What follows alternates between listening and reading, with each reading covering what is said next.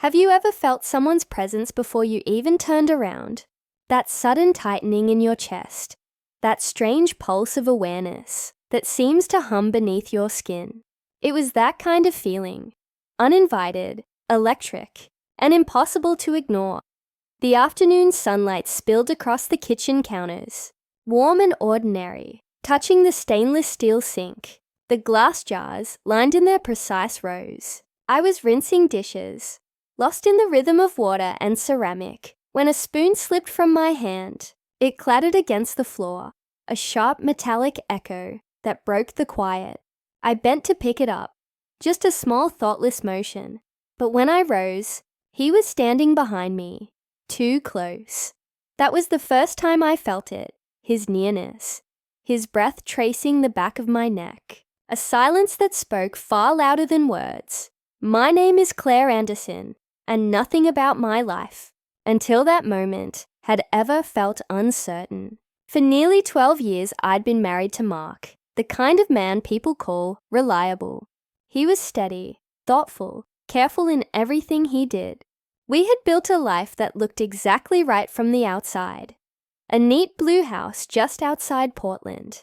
A dog that barked at mailmen. Quiet dinners eaten in the same seats every night. But sometimes stability can start to feel like stillness. Conversations shrink to schedules. Laughter fades into polite agreement, and days blur into one long, muted sameness. I didn't realize how much I missed being seen until Evan arrived. He was Mark's younger brother, recently divorced, temporarily staying with us while looking for work. Evan moved through the house like a gust of air, light, teasing, unpredictable. He filled rooms with laughter that didn't belong to the safe world Mark and I had built. And somehow, his presence stirred something in me that I hadn't felt in years.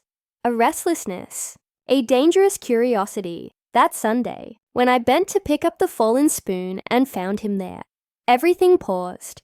The hum of the refrigerator, the whisper of rain outside, even my own breath seemed suspended. His eyes caught mine. Startled, uncertain, but unwilling to look away. For a heartbeat, neither of us moved. Then the moment broke. I turned, pretending to busy myself with the kettle. He stepped back, muttering an apology that sounded too soft to be sincere. But the air between us had changed, and I knew, though I couldn't yet admit it, that something fragile inside me had cracked open. It was just a spoon, just a second. Yet somehow, I already sensed that my life would not fit back into its careful shape again. When I think back to it now, I can see the cracks that had been forming long before Evan ever stepped into our home. They weren't dramatic or loud, just small hairline fractures, running quietly beneath the surface of my marriage. The kind you don't notice until the whole thing begins to tremble. Mark was a good man. Everyone said that, and they weren't wrong. He worked hard, kept his promises, paid attention to details that made life safe. But goodness isn't the same as connection, and safety isn't the same as warmth. Somewhere between careers and comfort, we had stopped reaching for each other. Our evenings had become predictable. Dinner at 7, television until 10, silence after. His eyes often drifted toward his phone, while mine wandered toward memories of the woman I used to be. I'd once been spontaneous, painting in the middle of the night, driving with the windows down just to feel the wind. Now I folded laundry into perfect stacks and waited for days to pass. Evan's arrival changed the rhythm instantly. He was like static in the calm, bringing noise, laughter, and energy that filled every empty space. He teased Mark about his routines, teased me about my neatness, and somehow made both feel less like flaws. He had a lightness that made me forget how heavy I'd been feeling. One evening we sat together on the porch while Mark worked late. Evan told stories about the places he'd lived, the mistakes he'd made, the woman he'd lost. There was honesty in his voice, a raw, unfiltered kind that Mark rarely showed. I found myself laughing, leaning closer, asking questions I shouldn't have asked. It wasn't love, not then, It was recognition. The shock of seeing your own loneliness reflected in someone else's eyes. After that night, the house began to hum with quiet tension. Every shared glance lingered too long. Every casual brush of his hand carried an undercurrent of something unspoken.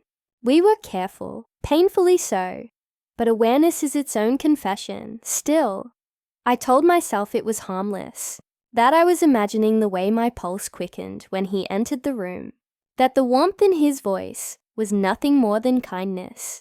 I convinced myself because I needed to, because admitting the truth, that I was drawn to him, that I wanted something I had no right to want, would mean facing the emptiness I'd been ignoring for years. But the heart knows what the mind tries to silence, and deep down, I understood that we were standing on the edge of something that could not be undone. The days that followed felt like walking through fog, each moment thick with something unnamed. Mark moved through his routines with quiet efficiency, unaware of the storm forming just beyond his periphery. And Evan, he became a constant contradiction. Some mornings he'd barely look at me, his eyes shadowed with restraint. Other times, he'd linger in the doorway a heartbeat too long, as though trying to say something neither of us should hear. One Thursday evening, the three of us sat at the dinner table, the clatter of silverware filling the silence. Mark talked about a new project at work, his voice steady and familiar. Evan nodded politely, but his gaze flickered to me, brief and weighted. My pulse quickened. I forced a smile, kept my focus on my plate. The air between us felt charged, a current hidden beneath the calm. After dinner, Mark retreated to his office, leaving the faint sound of typing behind closed doors. I began washing dishes, letting the warm water soothe my restless hands. Evan appeared beside me, drying the plates in silence. Our movements were careful, almost rehearsed, too synchronized to be innocent. "Claire," he said finally, his voice low. "I should move out soon." My chest tightened. "You don't have to rush." "I do." He placed the towel down, his tone trembling between control and confession. "It's getting complicated." I turned toward him, searching his face for something to anchor to. Clarity, denial, anything. But what I found was truth, the kind that doesn't need to be spoken to, be understood. Neither of us moved, yet the space between us felt impossibly small. The hum of the refrigerator, the faint ticking of the wall clock, everything else blurred. "I never meant for this to happen," I whispered. "I know," he said. But it did. The words hung in the air like smoke. I could taste the honesty of them, bitter, real, dangerous. For a long moment, we stood there, tethered by everything unsaid. Then the sound of Mark's footsteps echoed down the hall. We stepped apart instantly, hearts pounding, faces arranged into practiced calm. He entered, smiling faintly, oblivious to the invisible fire burning between us. "You two okay?" he asked, his tone casual. "Fine," I said too quickly. Evan nodded, his expression unreadable. When Mark left again, I exhaled shakily, realizing that what scared me most wasn't getting caught. It was how part of me didn't want to stop. That night, I lay awake beside my husband, listening to the steady rhythm of his breathing. I tried to memorize it, to remind myself of what loyalty should feel like. But all I could think of was the sound of Evan's voice in the kitchen, the tremor in his words when he said, "It's getting complicated," because it already was. Rain fell that night, steady and relentless, painting the windows with streaks of silver. The house felt heavier than usual, wrapped in a kind of silence that made every sound echo. Mark had gone out of town for a 2-day conference, leaving just Evan and me in the hollow quiet of our routines. I told myself it would be fine, that I was past the temptation, that time had dulled whatever spark had once flickered between us. But some things don't fade. They wait. Evan was in the living room, the soft glow of the lamp outlining his shoulders as he read. I lingered in the doorway, longer than I meant to, watching him. He looked up, our eyes catching in that fragile, dangerous space between what we wanted and what we knew we couldn't have.